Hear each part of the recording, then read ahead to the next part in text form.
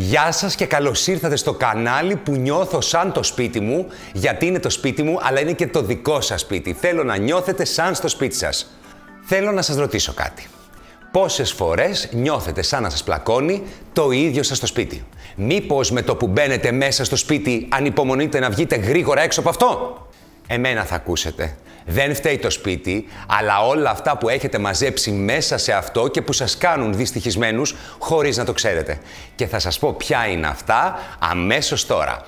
Πάμε λοιπόν. Το κάθε σπίτι λοιπόν έχει μέσα του πολλά πράγματα και πολλά αντικείμενα που δεν μας κάνουν να αισθανόμαστε καλά μέσα στο σπίτι μας. Ξεκινάμε λοιπόν από το νούμερο 1. Παλιά αντικείμενα, παλιά δώρα, παλιά πράγματα, γενικότερα παλιά, ακόμα και από τα παιδικά μας χρόνια. Ποτέ μα ποτέ, σας το εγγυώμαι, δεν θα είναι πολύ εύκολο να αποχωριστείτε τα αγαπημένα σας αντικείμενα. Και μάλιστα, για να είμαι και ειλικρινής, μπορεί να μην είναι και αγαπημένα σας πια, απλά επειδή τα βλέπετε κάθε μέρα εκεί για χρόνια, τα έχετε συνηθίσει. Τι πρέπει να κάνουμε? Να αποστασιοποιηθούμε λίγο συναισθηματικά, να πάρουμε ένα κουτί, φέρτε μου ένα κουτί, και να αρχίσουμε να πηγαίνουμε γύρω-γύρω σε όλο το σπίτι. Λοιπόν, έχουμε και λέμε. Πινόκιο. Γεια. Σαν το Toy Story αισθάνομαι τώρα. Τέλος πάντων. Πραγματάκια. Αυτό μην με ρωτήσετε από που το είχα πάρει. Δικό μου. Παλιά παιδικά παιχνίδια, ξέρω, ήταν το πρώτο σας αρκουδάκι ή το τελευταίο σας αρκουδάκι και ξέρετε, ήρθε η ώρα, δεν λέμε να το πετάξετε, μπορεί και να τα χαρίσετε όλα αυτά ή να τα βάλετε σε ένα κουτί, να είναι εκεί πέρα, προστατευμένα, κρυμμένα, να μην τα βλέπετε κάθε μέρα. Μαζεύουμε. Μπαμπούσκες. Και εγώ σύνορα μαζεύω, έχετε καταλάβει ότι έχουμε περάσει στο νούμερο 2. Τα παιχνίδια των παιδιών σας. Μπορεί να είναι παλιά, μπορεί να είναι καινούρια, μπορεί να έχετε ακόμα παιδιά, αλλά τα παιχνίδια παντού σπαρμένα δεν μας κάνουν ευτυχισμένους, μας κάνουν λίγο έως πολύ δυστυχισμένους. Και επίσης, εάν τα παιδιά έχουν μεγαλώσει και έχουν φύγει από το σπίτι, το να έχουμε γεμάτα τα παιδικά τους υπνοδωμάτια. Με τα αρκουδάκια, τα κουκλάκια και τα παιχνίδια που είχαν πριν από 15, 20, 30, 40 χρόνια, φέρνουν δυστυχία και στους γονείς που έφυγαν τα παιδιά από το σπίτι και κάθε φορά που πηγαίνουν και τα παιδιά στο σπίτι. Τέλος πάντων, μην το συζητάμε, καταλάβατε, καλό είναι να κρυφτούν. Τώρα, αν τα παιδιά σας είναι ακόμα μικρά και παίζουν ακόμα, αυτό δεν είναι δικό μου, δεν παίρνω και όρκο, και ακόμα παίζουν τα παιδάκια σας, δεν είναι ανάγκη να παίζουν σε όλο το σπίτι. Ή μάλλον να το πω αλλιώς, μπορούν να παίζουν σε όλο το σπίτι, τα παιχνίδια τους δεν είναι ανάγκη να είναι σε όλο το σπίτι. Οπότε όλα αυτά τα μαζεύουμε, τα τακτοποιούμε, τα χαρίζουμε, οτιδήποτε ταιριάζει σε εμάς. Νούμερο 3. Ειδική κατηγορία αντικειμένων και δώρων. Δώρα από πρώην σύντροφο και φωτογραφίες. Έλα, τώρα αυτό το καταλαβαίνετε. Μπορεί μια σχέση να κράτησε για χρόνια, όμως αν έχει κάνει τον κύκλο της και μάλιστα με άσχημο τρόπο, για ποιο λόγο να κρατάτε δώρα και φωτογραφίες ενός ανθρώπου που δεν είστε πλέον μαζί? Δεν υπάρχει κανένας λόγος να προκαλείτε επιπλέον στρες και στεναχώρια στον εαυτό σας. Σας έκανε δώρο την υδρόγειο με την υπόσχεση να σας γυρίσει στον κόσμο, αλλά ο καθένας γύρισε σπίτι του. Την υδρόγειο τι την κρατάτε? Χαρίστε τη σε κανένα παιδάκι να μάθει γεωγραφία. Ορίστε. Επίσης εδώ αναμνηστικά, κορνίζες, θα σ' αγαπώ για πάντα. Μάντεψε. Δεν σ' αγάπησε για πάντα. Κλείστε λοιπόν για πάντα την πόρτα στο παρελθόν και αποδεσμευτείτε από οτιδήποτε σας γυρίζει πίσω σε αυτό. Η κίνηση αυτή είναι πραγματικά θεραπευτική για την ψυχή σας, αλλά και σας δίνει μια καλή αφορμή να κάνετε μια γενικότερη εκαθάριση στα πράγματά σας. Νούμερο 4. Αντικείμενα και αξεσουάρ από παλιά χόμπι. Πόσα είναι όλα αυτά τα αθλήματα, πείτε μου, που έχετε ξεκινήσει στη ζωή σας, το έχετε βάλει στόχο να πάρετε ολυμπιακό μετάλλιο, αλλά τελικά δεν πήγατε πάνω από 2, 3, 5, 10 φορές? Πολλά. Να σας πω μερικά από τα δικά μου.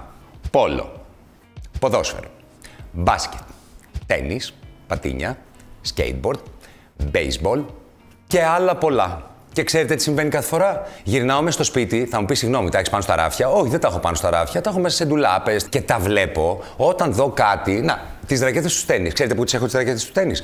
Τις έχω σε μια ντουλάπα που έχω και κάτι παπούτσια. Τα παπούτσια. Κάθε φορά που ανοίγω την ντουλάπα και βλέπω τις ρακέτες του τένις, σκέφτομαι, Τσιτσιπάς δεν θα γίνω. Το έχω καταλάβει. Άρα, γιατί πρέπει να έχω τη ρακέτα του τένις να μου το υπενθυμίζει κάθε δεύτερη-τρίτη μέρα? Καλά, δεν λέω.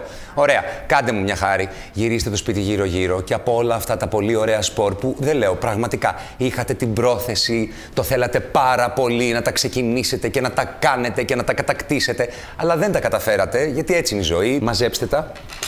Και κάντε μου μια χάρη, χαρίστε τα σε ανθρώπους που μπορεί να κάνουν το σπορ, χαρίστε τα σε παιδιά, αν είναι πολύ παλιά και πολύ χρησιμοποιημένα, πετάξτε τα. Παρένθεση εδώ, ποτέ, ό,τι και να είναι αυτό, μην το πετάτε απλά. Κοιτάξτε αν μπορεί να ανακυκλωθεί.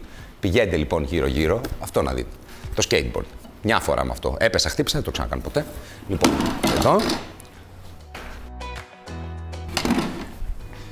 Καλά. Ορίστε.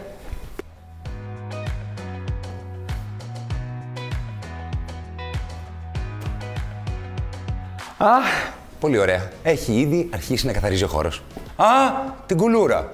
Την ξέχασα την κουλούρα. Παιδιά, να σας πω, δεν είναι μέσα στα χόμπι, αλλά κοντά στα χόμπι. Το έχω παρατηρήσει σε πάρα πολλά σπίτια. Από το Μάη που αρχίζουν τα μπάνια μέχρι τον Οκτώβρη που τελειώνουν, υπάρχουν φουσκωμένες κουλούρες, μπρατσάκια, μονόκεροι και στρώματα θαλάσσης μέσα στο σπίτι, γύρω-γύρω από το σπίτι. Και τελικά λες πότε θα πάτε πάλι στη θάλασσα? Και σου λέει τώρα τον Αύγουστο. Και τι θα κάνεις ένα μήνα με το στρώμα θαλάσσης και με τα μπρατσάκια για να θυμάσαι ότι δεν πας στη θάλασσα? Όχι, παιδιά, έξω. Σας αρέσει η κουλούρα μου? Πάρτε το, γιατί έχει τυλτάρει το μυαλό μου εδώ μέσα με όλη αυτή την ανακαταστασία. Νούμερο 5. Διακόσμηση που πια δεν σας αντιπροσωπεύει. Διακοσμητικά στοιχεία που πλέον δεν αντιπροσωπεύουν το χαρακτήρα σας ή το προσωπικό σας στυλ θα επηρεάσουν σίγουρα την ψυχολογία σας. Ο λόγος είναι ότι αυτά που βλέπετε δεν είστε πια εσείς. Ότι εσείς έχετε προχωρήσει παρακάτω, αλλά θα έχετε καθημερινές υπενθυμίσεις μέσα στο ίδιο σας το σπίτι από εποχές που εσείς ήσασταν κάποιος άλλος, κάτι άλλο, κάπου αλλού. Πηγαίνετε λοιπόν γύρω-γύρω και κοιτάξτε τις βιβλιοθήκες σας, τα επιπλά σας, τα ράφια σας, τα τραπέζια σας και σκεφτείτε τι από όλα αυτά δεν θέλετε πια να βλέπετε, τι από όλα αυτά δεν είναι πια εσείς. Και αρχίστε να αφαιρείτε. Εντάξει, αυτά μέχρι τώρα είμαι εγώ. Καλά, αυτά δεν θέλω να τα βλέπω, θα τα πούμε σε λίγο. Ορίστε, μάλιστα. Θα μου πείτε τι δουλειά έχουν τα Χριστουγεννιάτικα. Έλα τώρα. Σε πόσα σπίτια έχετε μπει 2, 3, 4, 5, 6, 12 μήνες μετά τα Χριστούγεννα και πάλι Χριστούγεννα και έχετε βρει διακοσμητικά φωτάκια, μια γυρλάντα, καρναβαλίστικα, τις κοτούλες από το Πάσχα που τελικά μένουν στην τραπεζαρία όλο το χρόνο. Όλα αυτά, αλέ. Και αν σας ξέμεινε και κάποιο δώρο αγαπημένου ή αγαπημένης από εκείνο το μάζεμα, όχι γιατί σας ξέμεινε, αλλά γιατί ακόμα δεν μπορούσατε να το αποχωριστείτε, τώρα ήρθε η ώρα. Νούμερο 6. Βαριά υφάσματα και κουρτίνες. Τα βαριά υφάσματα και ιδίως αυτά στις κουρτίνες έχουν τη δυνατότητα να πνίξουν ένα χώρο, με αποτέλεσμα να έχουμε ένα κλειστοφοβικό τόνο στην ατμόσφαιρα και βεβαίως, μην το ξεχνάμε και αυτό, αρκετή σκόνη. Προτιμήστε για το σπίτι σας ανάλαφρα υφάσματα. Αυτά κατευθείαν θα δώσουν έναν πολύ διαφορετικό και πιο ευχάριστο αέρα στον χώρο. Επιλέξτε κουρτίνες από λινό, από βαμβακερό κτλ. Εάν επιθυμείτε μια πιο πληθωρική όψη και τα πράγματα να είναι λίγο πιο maximal, τότε αντί να πάρετε βαριά υφάσματα, αυτό που μπορείτε να κάνετε είναι layering, δηλαδή διάφορα επίπεδα από πιο ελαφρά υφάσματα. Όσο για τα έπιπλα, και αυτά μας προκαλούν μια δυσφορία όταν έχουν πολύ βαριά υφάσματα, μπορούμε εύκολα και με διάφορους τρόπους να τα μεταμορφώσουμε, χαρίζοντάς τους μια ολοκαίνουργια όψη και ένα πιο φρέσκο look.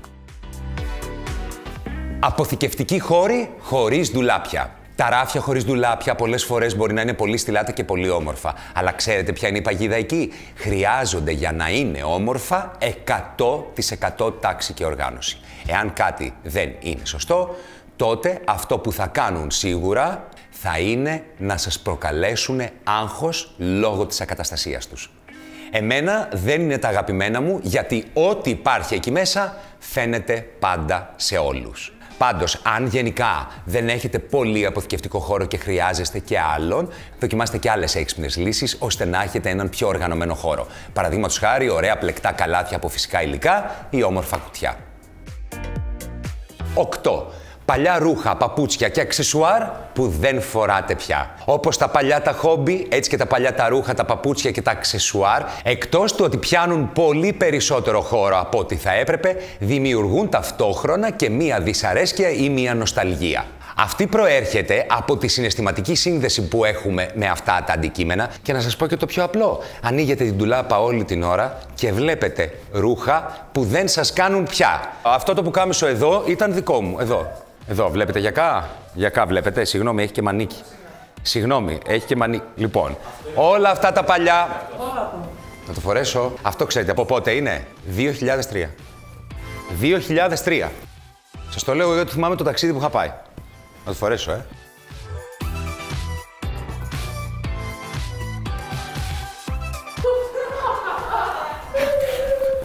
Ούτε το είχε. Αυτό ήταν δικό μου. Αυτό εδώ. Και θέλετε να μου πείτε ότι δεν με κάνει αυτό δυστυχισμένο μες στο σπίτι. Εντάξει. Τι άλλο να πω. Και γυαλιά παλιά. Εντάξει. Λοιπόν. Καλά, δεν θα συζητήσουμε γι' αυτό το γυαλί. Εντάξει, δηλαδή, πούντο, να το. Δεν πιστεύω ότι με βάλετε να το κάνω αυτό το πράγμα. Όλα αυτά λοιπόν, εκτός έξω από τις ντουλάπες, δεν χρειάζονται. Ωραία και παπούτσια παλιά, τα πετάμε όλα παιδιά, δεν μας χρειάζονται. Μάλιστα τα βγάζουμε από το σπίτι μας, δεν τα πετάμε γιατί το πιο σημαντικό έχουμε πει, μπορούμε να τα δωρήσουμε, να τα χαρίσουμε. Τι άλλο έχουμε εδώ από παλιά ρούχα, όχι με πετάξω το πουκαμισάκι μου. Αυτό είναι παλιό, αυτό είναι καινούριο. Πάω να ξαναδυθώ με κάτι που μου κάνει αυτή την περίοδο και ξανάρχομαι. 9. Πολυκαιρισμένη τύχη. Μπορεί να μην το αντιλαμβάνεστε αμέσως, γιατί σιγά σιγά του συνηθίζετε, όμως η κυτρινισμένη ή μαυρισμένη τύχη από το πέρασμα του χρόνου θα επηρεάσουν αρνητικά και πολύ σημαντικά την ψυχολογία σας. Παρατηρήστε τους τοίχους σας. Εάν θυμάστε ότι τους είχατε βάψει λευκούς, αλλά τώρα είναι γκρι ή μπέζ ή κίτρινοι, τότε πρέπει οπωσδήποτε να τους ξαναβάψετε. Οποιοδήποτε χρώμα και αν επιλέξετε, η ανανεωμένη όψη τους θα κάνει πιο ευχάριστο τον χώρο σας και τη διάθεσή σας. 10. Επιλογή λάθος χρωμάτων. Μερικές φορές επιλέγετε το λάθος χρώμα για να βάψετε τους τοίχους του σπιτιού σας. Και είναι αποδεδειγμένο ότι κάθε λάθος χρώμα που έχουμε στο σπίτι μας θα επηρεάσει αρνητικά την ψυχολογία μας. Από την άλλη, τα σωστά χρώματα θα την επηρεάσουν θετικά. Για να δείτε πώς τα χρώματα επηρεάζουν την ψυχολογία μας, σας φτιάχνω ολοκένουργιο βίντεο που θα το δείτε σε λίγο καιρό. Πρέπει λοιπόν να επιλέξετε χρώματα που σας αρέσουν, που σας εκφράζουν και που σας κάνουν χαρούμενους. Μπορείτε να διαλέξετε ό,τι χρώμα θέλετε και ό,τι τόνο θέλετε. Αλλά θέλω να αποφύγετε τα θαμπά χρώματα. Τα θαμπά χρώματα δεν θα σας φτιάξουν τη διάθεση. Και τώρα θα περάσουμε σε ένα πολύ σημαντικό κεφάλαιο του σπιτιού και σε κάτι που επηρεάζει όσο τίποτα άλλο την ψυχολογία μας. Το φως. Νούμερο 11. Όχι αρκετό φυσικό φως στο σπίτι.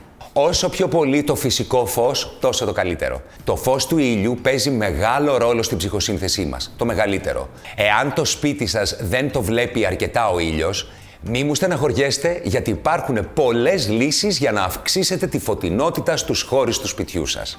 Πρώτον, προτιμήστε ανοιχτά και φωτεινά χρώματα στους τοίχους σας. Στα υφάσματα τώρα, φροντίστε τα υφάσματα που θα έχετε στους χώρους σας να είναι και αυτά φωτεινά και ανάλαφρα ή και καμιά φορά πολύχρωμα με ωραία χρώματα. Κάτι άλλο που μπορείτε να κάνετε είναι να τοποθετήσετε τους καθρέπτες σε έξυπνες θέσεις, απέναντι από τα παράθυρα και απέναντι από τις πηγές φωτός. Με αυτόν τον τρόπο θα αυξήσετε ακόμα περισσότερο το ηλιακό φως που μπαίνει μες στο σπίτι.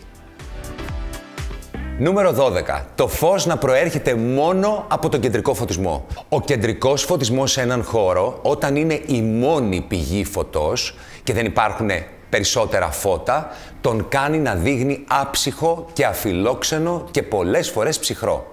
Ο άνθρωπος αισθάνεται πολύ πιο οικία, πολύ πιο χαλαρά, πολύ πιο όμορφα όταν ένας χώρος φωτίζεται από διαφορετικές πηγές φωτός με διαφορετικές εντάσεις.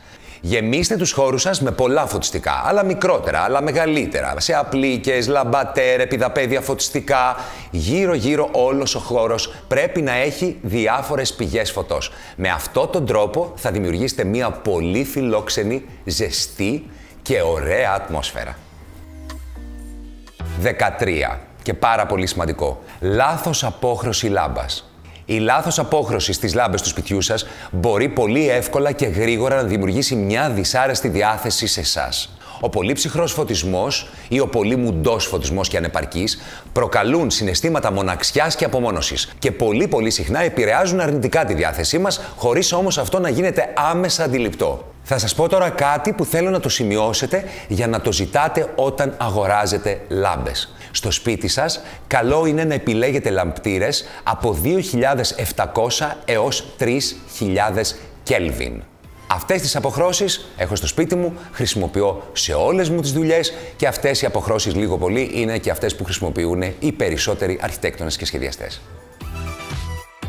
Και θα κλείσουμε με κάτι πολύ σημαντικό, τις μυρωδιές. Οι μυρωδιές ενός χώρου μπορούν να αλλάξουν αμέσως την ψυχολογία και τη διάθεσή μας. Οι δυσάρεστες μυρωδιές μπορεί να προκαλέσουν ακόμα και πονοκέφαλο. Πέρα φυσικά από την κακή διάθεση, έτσι. Αποφύγετε την κλεισούρα στο σπίτι. Αερίζετε τακτικά όλους τους χώρους του σπιτιού σας, ακόμα και το χειμώνα. Μπορούμε πολύ εύκολα και πολύ όμορφα και πρέπει να έχουμε ωραία αρώματα, ωραίες μυρωδιές στο σπίτι. Ελπίζω να χρησιμοποιήσετε αυτό το βίντεο και να κάνετε κι εσείς στο δικό σας σπίτι αυτό που κάναμε εδώ σήμερα. Σιγά σιγά να πάτε γύρω-γύρω και να βρείτε όλα αυτά τα παλιά, τα ξεχασμένα, όλα αυτά που δεν σας αντιπροσωπεύουν, να τα αφαιρέσετε και κατευθείαν θα έχετε έναν χώρο πιο καθαρό, πιο λιτό, πιο ουσιώδη και που θα αντιπροσωπεύει αυτό που είστε εσείς τώρα. Αν υπάρχει ένα πράγμα που πρέπει να θυμάστε είναι το εξής. Οτιδήποτε δεν σας φέρνει χαρά, ξεφορτωθείτε το κατευθείαν και μην το σκεφτείτε δεύτερη φορά. Εάν δεν θέλετε να το πετάξετε, χαρίστε το. Μπορεί να κάνει χαρούμενο κάποιον άλλον. Αυτά και για σήμερα. Ελπίζω να τα περάσατε καλά. Εάν θέλετε, που πολύ θα ήθελα να το θέλετε, κάντε subscribe, κάντε like και χτυπήστε και την καμπανίτσα για να σας χτυπάει και αυτή κάθε εβδομάδα που θα ανεβάζουμε νέο βίντεο. Μέχρι τότε να τα περνάτε καλά, να αγαπάτε τον εαυτό σας και φυσικά να αγαπάτε και το σπίτι σας. Και αν κάτι δεν σας αρέσει, μαζί θα το αλλάξουμε.